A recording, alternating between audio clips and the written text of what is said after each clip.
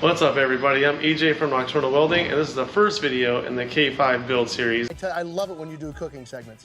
And today, we're going to tear down the Dana 60. So let's go ahead and jump right on in.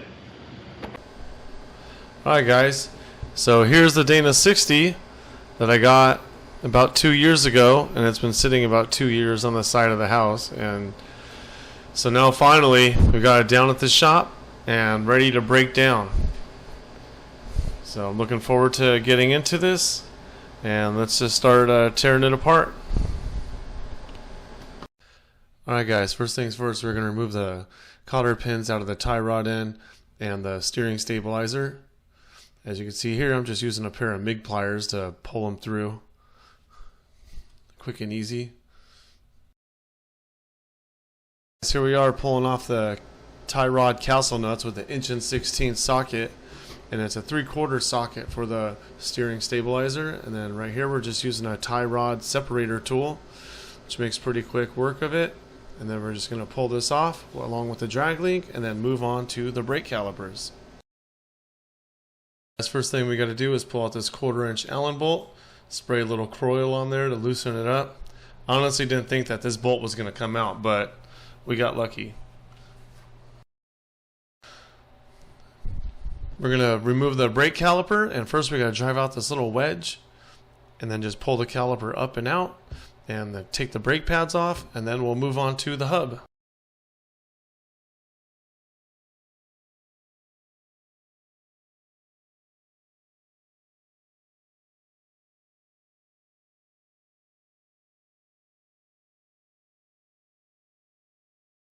I didn't want to get it too ahead of myself, so I went ahead and pulled the other caliper off, just in case there was some unforeseen problem.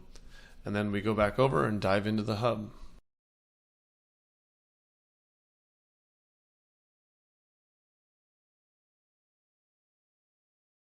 Alright guys, next we're going to be removing the hubs. It's a T20 Torx.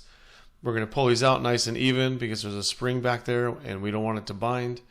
If you just get stuck like mine did, just give it a quick whack and it should pop right out.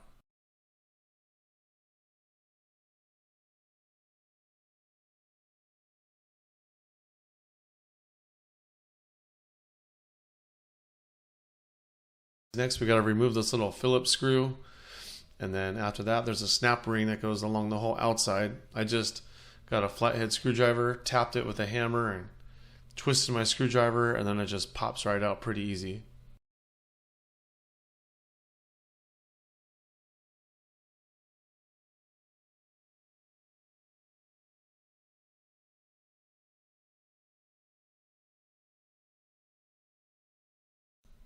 Alright, now we just use our snap ring pliers and pull this little snap ring around the middle out. Alright, now I'm just going to put 2 of the bolts back in the hub body, and then you can just pull this thing out pretty easy.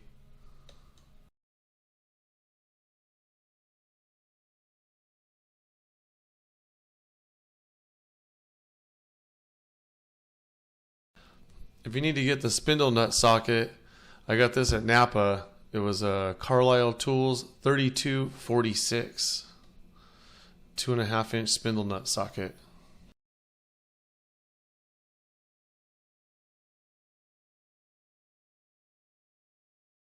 Right here I just hooked 2 1/16 TIG rods to pull this retainer out. Then we'll have the other spindle nut inside, and then we'll be ready to take the whole hub off.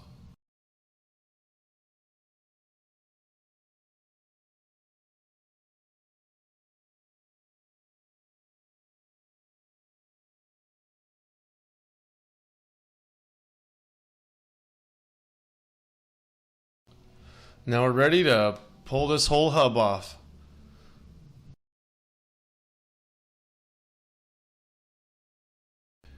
Just going to spray some Kroil on these nuts before we take off the dust shield. Everything in here looks super rusty, so I just let this stuff sit for a little bit, about 10 minutes.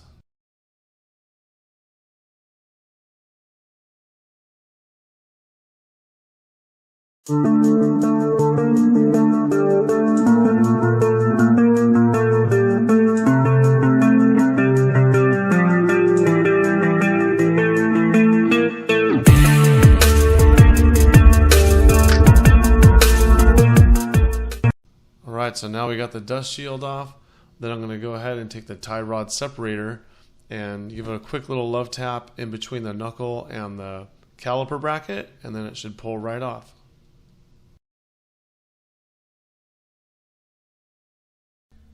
Time to take off the spindle. Right here I'm just using my tie rod separator to kind of work my way around the back. You can use a screwdriver wherever you got.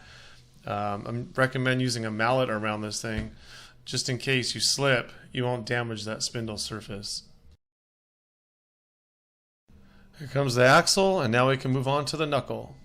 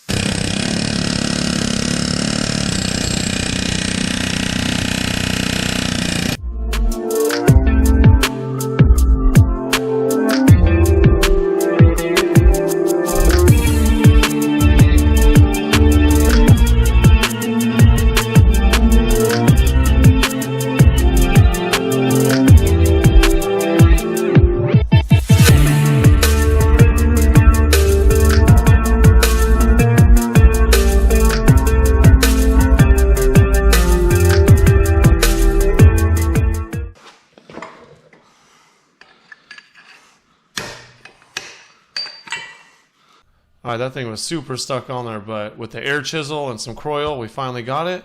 So now we can remove the knuckle and then move on to the other side.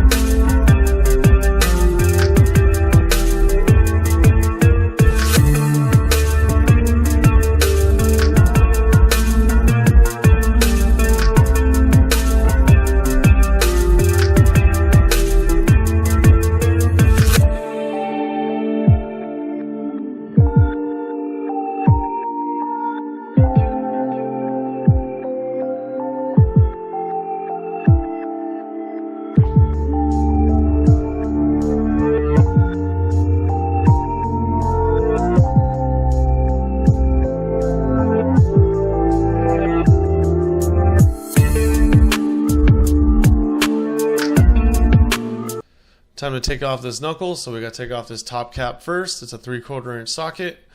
Keep in mind there's spring pressure underneath this thing, so just be careful and take them off evenly.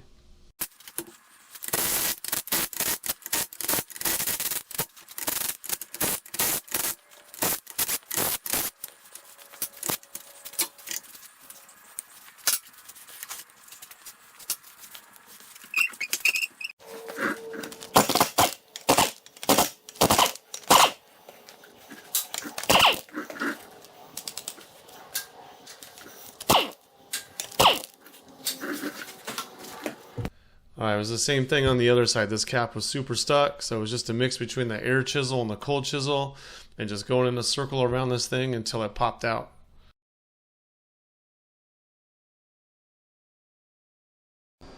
Right here I got a pan, dump out any oil that might be inside, and pop this cover off.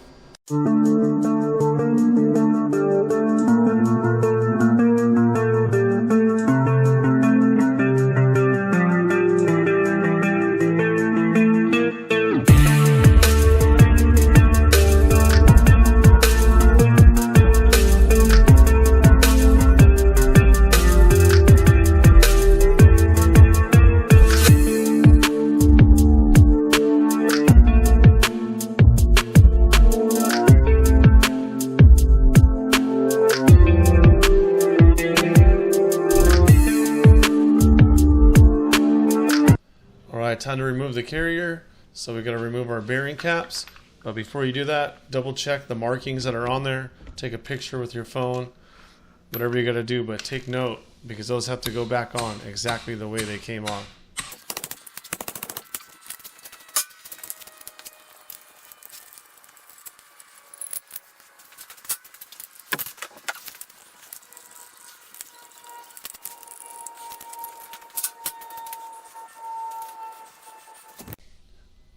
Right here, I just got a welding clamp and kind of just put it in there and just barely pulled back and it just popped right out. So I got lucky that that was quick and easy and didn't need a spreader.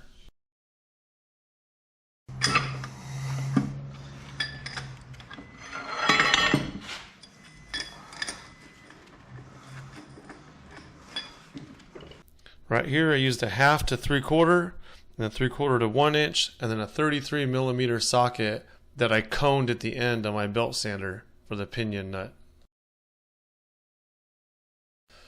Okay, a couple whacks with the mallet to get that yoke off, and it just pulls right out.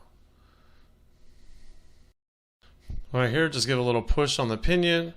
It might take a couple whacks with the mallet, but it should just pull right out.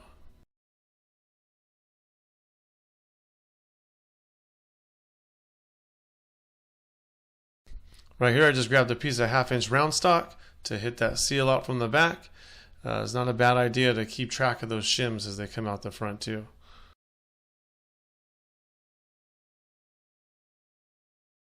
Right here, the plan is to weld those two nuts together and then weld them to the bolt, and then that way we don't have to go buy the 7/8 Allen. That's about 50, 60 bucks. So we're gonna go ahead and weld these together and see what happens.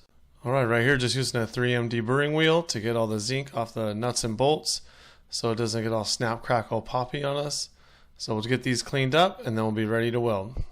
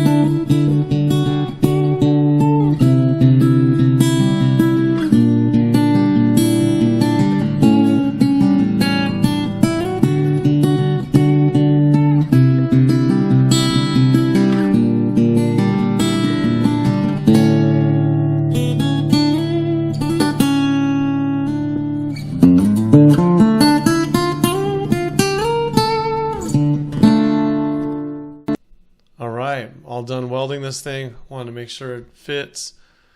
Everything fits good. So now we can go ahead and heat up the kingpin and then see if this thing's going to actually work. Okay, time to use our new little tools. So we're going to start off with some oxyacetylene and then try the impact on this. See how that goes. Well, that didn't really work out that good. So now we're going to move on to the 1/2 inch breaker bar along with a 3-foot piece of DOM.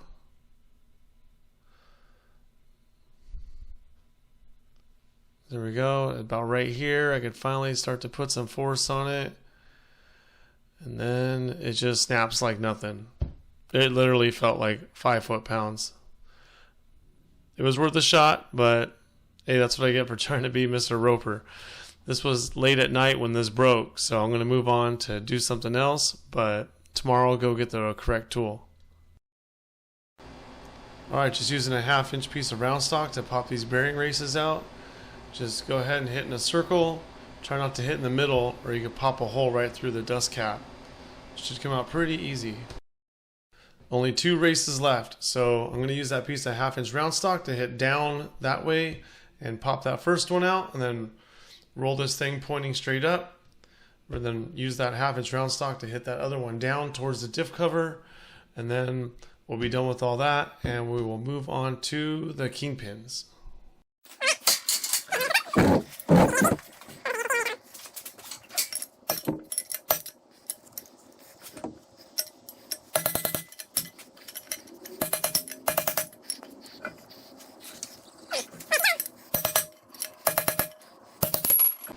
And there we go, both races are out. Now we can move on to the axle seals.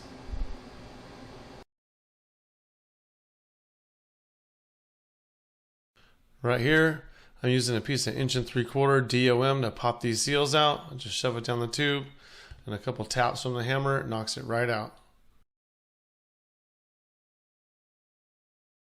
Got the 7/8 Allen hooked up to the breaker bar.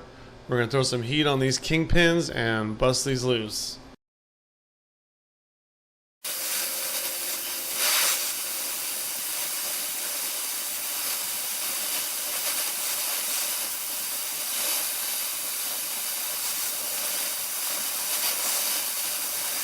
Just getting a good amount of heat on this thing. Not going to get it cherry red, but we're going to get this thing pretty hot.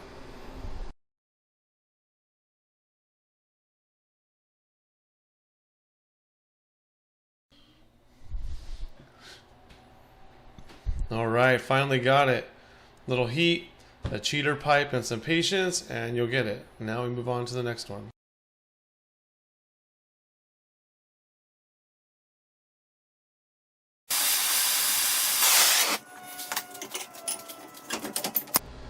Alright, we got her out.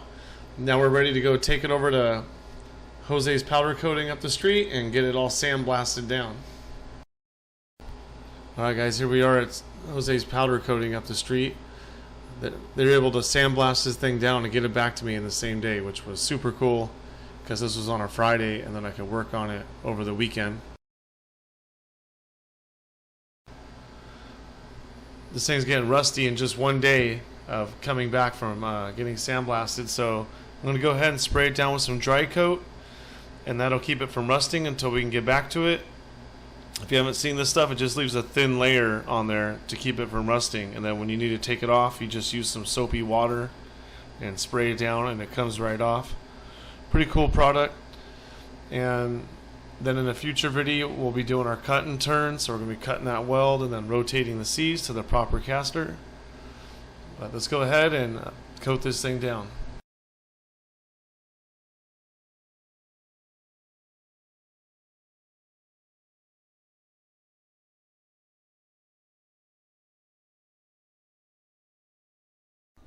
Okay, she's all sprayed down and protected. I'm so stoked to be finally working on this project. I've been dreaming about this thing for like 2 years. So anyway, thanks for watching, and I'll see you guys in the next video.